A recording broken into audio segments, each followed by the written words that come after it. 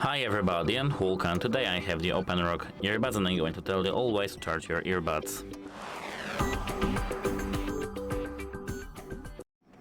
The first and the best way for me is to use a power adapter with the USB Type-C cable and that. Just have to plug this cable straight into our case.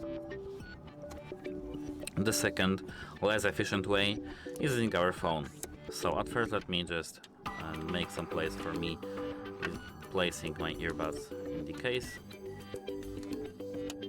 And now we have to prepare ourselves a USB Type-C to C cable. Mine looks like that.